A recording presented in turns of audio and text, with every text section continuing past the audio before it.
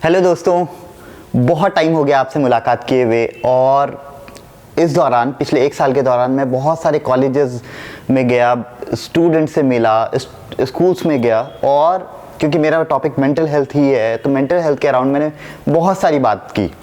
अभी स्टेट में, उत्तराखंड स्टेट में बोर्ड एग्ज़ाम आने वाले हैं, तो जहाँ जहाँ मैं घूम रहा हूँ स्टूडेंट अपनी समस्याएं फेस कर रहे हैं। मैंने अलग अलग टॉपिक पे बात की, अलग अलग न्यूज़पेपर के थ्रू मैं आप लोगों तक पहुंचा, जिसमें मैंने बात की कि ओके, साल भर आपने क्या पढ़ा, 1 महीने क्या किया, 1 महीने में कैसे तैयारी की जा सकती है, 15 दिन में कैसे तैयारी की जा सकती है। और अब हम जब अगले कुछ दिनों में हमारे एग्ज़ाम आने वाले हैं, तो आखिरी के 3 घंटे जिस पे आपने एग्ज़ाम देने हैं, उस घंटे की स्ट्रैटेजी क्या होगी जिससे आपके अच्छे मार्क्स आएंगे। तो आप इसे पॉडकास्ट समझ लीजिए, वीडियो समझ लीजिए या बातचीत समझ लीजिए। अगली कुछ देर में हम केवल और केवल इस पे बात करेंगे कि आप उन 3 घंटे में क्या करेंगे कि आपके अच्छा प्रेजेंटेशन हो और आपके मार्क्स अच्छे आए।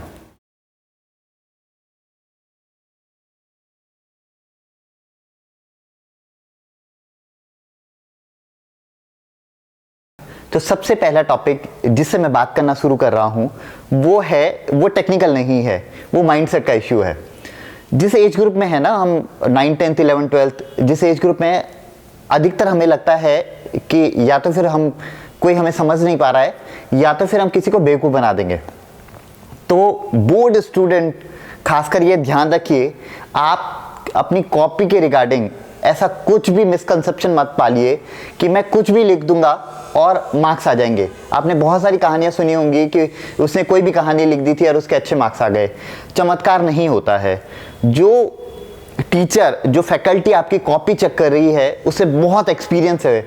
आप जैसे लाखों बच्चे उनके सामने से गुजरे हैं, वो इतनी सारी उन्होंने कॉपियां चेक की हैं, तो उन्हें आइडिया रहता है कि किस बच्चे ने क्या लिखा है। और जब आप कुछ गड़बड़ करते हैं ना, तो उन्हें वो अंदाजा भी आ जाता है। तो आप अपनी कॉपी में अच्छे से अच्छा लिखिए और इस कंफ्यूजन में मत रहिए कि कोई चमत्कार हो जाएगा और किसी को आप बेवकूफ़ बना दीजिए। वो इतने एक्सपर्ट हैं कि आप उन्हें बेवकूफ़ नहीं बना सकते।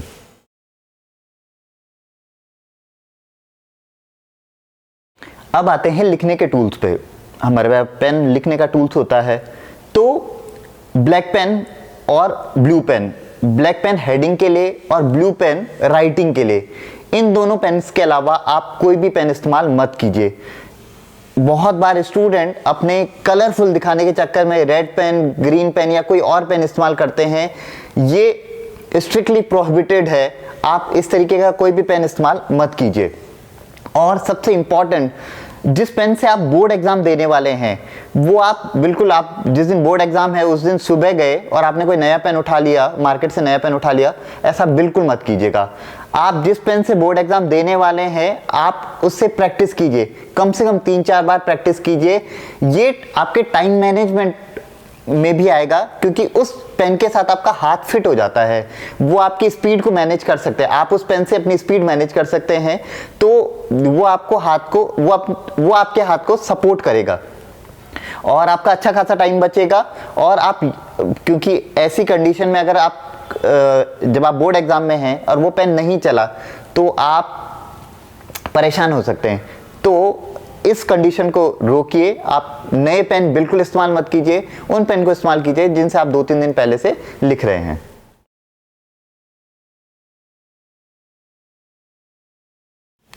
जब भी आपको क्वेश्चन पेपर मिलता है, तो पहले 5 से 10 मिनट बिल्कुल अपने सराउंडिंग को भूल जाइए, सब कुछ भूल जाइए। अपनी जिस कॉपी पे आप लिखने वाले हैं उसको भी किनारे रख दीजिए।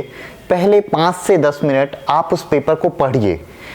आपको उस पेपर को पढ़ने से आपको समझ में आएगा कि ओके, कौन से क्वेश्चन मुझे आते हैं, कौन से क्वेश्चन थोड़ा टफ हैं और कौन से क्वेश्चन मुझे नहीं आते हैं। तो आप अपने दिमाग को समझा पाएंगे कि ओके, किस सेक्शंस को मैंने पहले अप्रोच करना है, किन क्वेश्चंस को मैंने पहले अप्रोच करना है और किन क्वेश्चन को मैंने बाद में अप्रोच करना है। तो क्वेश्चन पढ़ने में टाइम लगाइए, और जिससे आपकी समझ क्वेश्चन पेपर के लिए अच्छी बनेगी। और जब आपकी समझ क्वेश्चन पेपर के लिए अच्छी बनेगी, तो आप उतनी अच्छी तरीके से उनके आंसर लिख पाएंगे।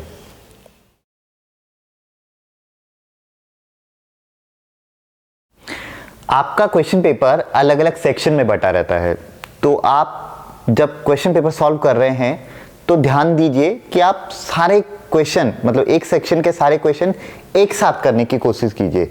इसका फ़ायदा क्या होगा, आपने एक जनरल स्टेटमेंट सुना होगा कि आपके पेपर में जो आपको पहले आता है वो कीजिए, बिल्कुल कीजिए, बट सारे क्वेश्चंस जो एक सेक्शन में उन्हें एक साथ कीजिए। इससे मार्किंग में आसानी होती है, और क्योंकि टीचर के लिए जितना कन्फ्यूजन का स्पेस कम होगा उतने आपके अच्छे मार्क्स आएंगे। वरना टीचर भी ढूंढता रहेगा, अच्छा ये 1 मार्क का क्वेश्चन यहाँ था, 1 मार्क का क्वेश्चन यहाँ था, उसमें हो सकता है कन्फ्यूजन पैदा हो, और कन्फ्यूजन जहाँ पैदा होगा आपके मार्क्स कट सकते हैं।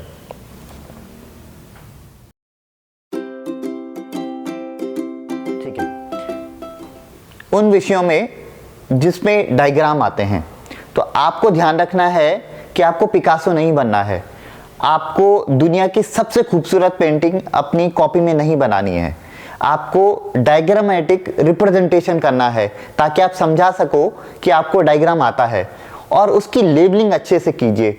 जितनी अच्छी लेबलिंग करेंगे उतना टीचर को समझ में आएगा आपको डायग्राम भी आता है और आपको उसकी लेबलिंग भी अच्छे से पता है, और वो आप पे जजमेंट लेगा कि इसको सब्जेक्ट की नॉलेज है, और जितना उसे जजमेंट आएगा उतने अच्छे मार्क्स वो आपको देगा।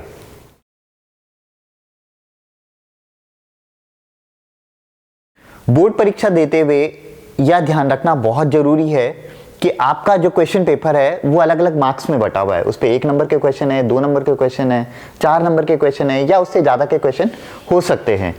तो 1 नंबर के क्वेश्चन के लिए 1 नंबर के हिसाब से आंसर लिखना है।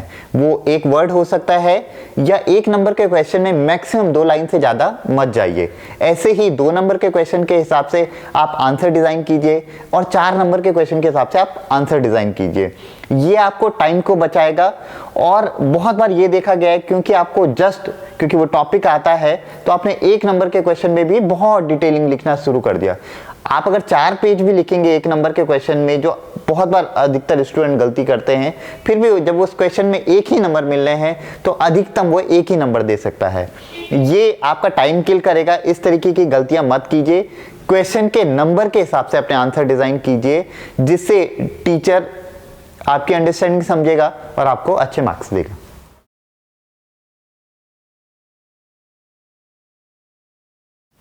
अब आते हैं आखिरी की तरफ।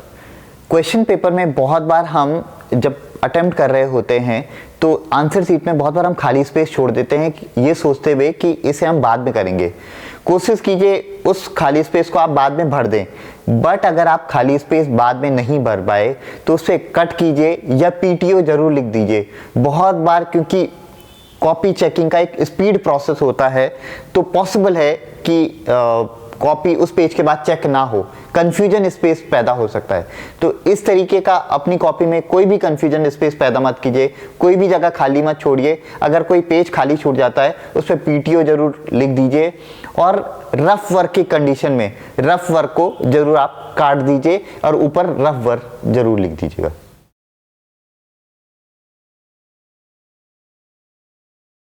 आपका क्वेश्चन पेपर 3 घंटे से अप्रॉक्स 20 मिनट पहले पूरा हो जाना चाहिए। वो उसी तरीके से डिज़ाइन होता है कि आप 3 घंटे में उस पेपर को अटेम्प्ट भी करें और उसके बाद उसे रिव्यू भी करें। आप आखिरी के 15 से 20 मिनट अपने पेपर को रिव्यू करने में ज़रूर लगाइए कि आपने क्या लिखा है, कोई इंपॉर्टेंट चीज़ छूट तो नहीं गई है, या किसी इंपॉर्टेंट पॉइंट पे आपको अंडरलाइन करना है, कोई फॉर्मूला लिखना है, कोई डायग्रामेटिक रिप्रेजेंटेशन को सही कर रहे हैं, तो आप अपने आखिरी के 15 से 20 मिनट में उसको जरूर कीजिए। कॉपी को रिव्यू करना, सबमिट करने से पहले रिव्यू करना जरूरी है। बहुत बार छोटी छोटी मिस्टेक्स आपके इस रिव्यू प्रोसेस में ठीक हो जाती हैं, जिससे आपके अच्छे मार्क्स आने के चांसेस बढ़ जाते हैं।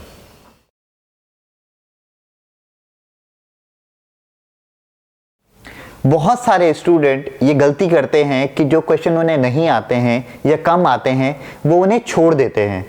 आप अपनी आंसर सीट के सबसे आखिरी सेक्शन में इनको अटेम्प्ट करने की कोशिश कीजिए, और खासकर मैं मैथ्स और साइंस की कंडीशन में बोलूं तो मैथ्स में आपको स्टेप्स के नंबर मिलते हैं, या साइंस में अगर आपको डायग्राम आता है और लेबलिंग नहीं आती है या उसका डिस्क्रिप्शन नहीं आता है तो डायग्राम्स में भी आपको 1-2 नंबर मिल सकते हैं। ऐसी कंडीशन में जब आपको उसे छोड़ने के 0 नंबर मिलने वाले थे, आपके कुछ मार्क्स बढ़ सकते हैं।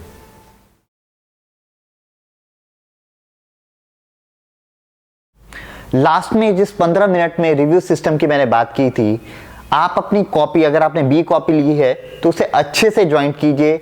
आप देखिए कि वो कहीं हिल तो नहीं रही है, गिर तो नहीं जाएगी, उसको अच्छे से टाई कीजिए और अपने रोल नंबर आप दोबारा चेक कीजिए और जब आप कंफर्म हो जाएं तब उसको सबमिट कीजिए।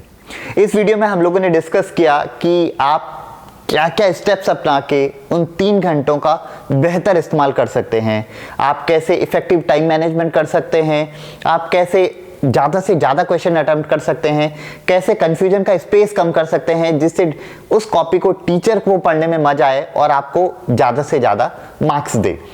आपको ये वीडियो पसंद आया हो तो चैनल को सब्सक्राइब कीजिए, वीडियो को लाइक कीजिए और जो भी बोर्ड एग्जाम दे रहे हैं अपने दोस्तों के साथ शेयर कीजिए। मिलते हैं अगले वीडियो में।